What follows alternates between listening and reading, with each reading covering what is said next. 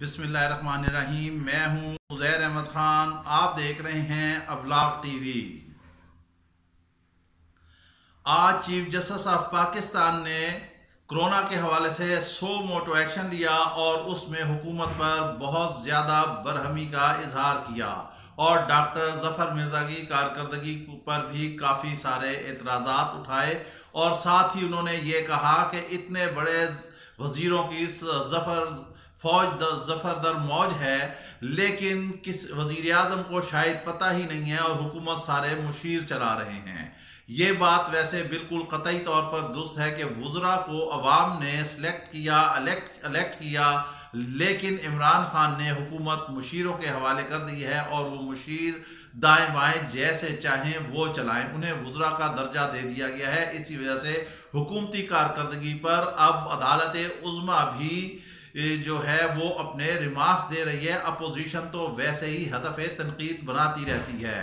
Corona virus के हवाले से हुकूमत की कारकर्दगी के बारे हम पहले भी बता चुके हैं कि वो तसल्ली बख्श नहीं है और पाकिस्तान में अब डेथ रेट में इजाफा होता जा रहा है। यहाँ पर कोई सहूलियात नहीं है, बाजार में कोई चीज़ भी नहीं मिल रही है, ना ही हुकूमत जो है वो सहूलियात फराहम कर रही है, ना ही टेस्ट करने की सहूलत है, ना ही ग्लव्स हैं, ना ही मास्क हैं, कुछ भी नहीं है। और आने वाले मरीजों को जो क्वारंटाइन किया जा रहा है, उन क्वारंटाइन की हालत देखी जाए तो वहां पर यह वबा ज्यादा तेजी से फैल रही है।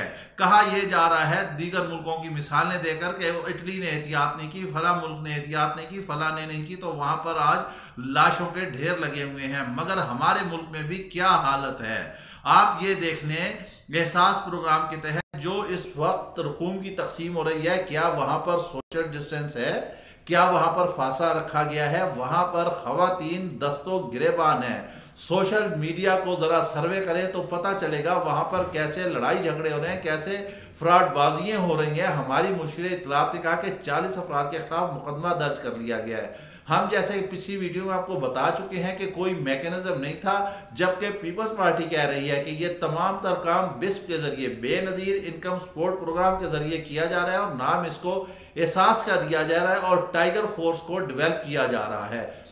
यहाँ पर मौत का रक्स है, मौत का राज है, मौत की हुकूमत है और सियासतदानों की सियासत ही ख़त्म होने को नहीं आ रही है। इधर से वज़ीर आज़म ने भी आला सतह का इजलास किया और उन्होंने कहा कि दफ़ा 144 के तहत जो भी लोग गिरफ्तार हुए हैं उन्हें रिहा किया जाए और वज़ारत दाखिला जो है वो सूबाई हुकूमतों को इस हवाले से आगाह कर देगी। अब मसला ये है कि जो भी ज़रा बाइख्तियार है या जिसके पास 4 टके हैं उस पर तो पुलिस या इंतज़ामी इदारे हाथ नहीं डालते। बेचारा गरीब मारा जाता है तो दिहाड़ीदार, अगर सड़क के किनारे 4 मजदूर इकट्ठे बैठे हैं मजदूरी के लिए, तो पुलिस वाली गाड़ी आएगी, हूटर बजाएगी और उन्हें गाड़ी में डाल के ले जाएगी। कि जाहिर है उन बेचारों का ना कोई पुरसाने हाल है, ना कोई आगे है ना पीछे है और कारकर्दगी अपनी शो कर लेते हैं। रात को मीडिया में कह देते हैं कि लोगों का इकट्ठ था। अब इकट्ठ जो एहसास प्रोग्राम के जरिए हुकूमत कर रही है उसका कौन जिम्मेदार है? क्या वहां पर वायरस नहीं फैल रहा? क्या वहां पर हालात ऐसे नहीं हो रहे हैं? यहां तो सियासी जोड़ तोड़ ही शुरू हो गया है। अलीम खान ने प्राइम मिनिस्टर को चेक पेश किया, फिर वजीर आजम की कोशिशों से ही अलीम खान और बुजदार की मुलाकात हुई, उन दोनों में सुलह सफाई हो गई और अब ये कहा जा रहा है कि उन्हें वजारत भी अलीम खान को वापस मिल जाएगी। तो जहांगीर तरीन को भी बहुत ज़्यादा परेशान होने की जरूरत नहीं है। उन्हें भी चाहिए कि कोरोना में जो है वो कुछ फंड जनरेट कर दें और वो दे दें, या फिर अपना जहाज दे दें एक आध दिन के लिए, एक आध हफ्ते के लिए, ताकि मुल्क में और शहरों में वो स्प्रे करता रहे। उनकी भी सारी बहाल हो जाएगी, स्कैंडल भी खत्म हो जाएगा और सारा कुछ सिलसिला हो जाएगा। यहाँ तो एक अजीब ही निज़ाम चल रहा है, इधर से किसी को उतारा जाता है, उधर से बिठाया जाता है। बैरून मुल्क के जो इदारे हैं, क्या हम देखें कि उसमें कोरोना के मामलात में कहीं किसी ने कोई मुदाखलत की है? जो हुकूमतें चला रही हैं सिलसिला वो बेहतर तरीके से चला रही हैं, मगर हमारे मुल्क का तो निज़ाम ही कुछ और है। यहाँ हर आदमी जो है वो डॉक्टर बना बैठा है, हर आदमी माहिर बना बैठा है, चाहे वो इदारे की किसी भी सीट पर हो, वो अपने आप को कोरोना स्पेशलिस्ट समझता है, जबकि हकायक इसके बरक्स हैं। उन्हें कुछ पता ही नहीं है, किसी चीज़ का इल्म ही नहीं है। मीडिया पर देखें बैठे हर जो आदमी जो है अपने अपना फन जो है वो बेच रहा है। वो कह रहा है कि हमने ये कर दिया, कोरोना से ऐसे बचना चाहिए, कोरोना से सोशल डिस्टेंस से। असल बात की तरफ कहीं कोई नहीं आ रहा कि दिहाड़ीदार गरीब लोग जो मर रहे हैं इस लॉकडाउन की वजह से, क्या हुकूमत उनके लिए क्या सहूलियात पहुँचा रही है। गो के वज़ीर आज़म ने कल बैनुल अक़वामी बरादरी से खिताब करते हुए कह दिया کہ ہم 22 کروڑ عوام کا ملک ہیں، ہمارے پاس اتنی حیثیت ہی نہیں ہے۔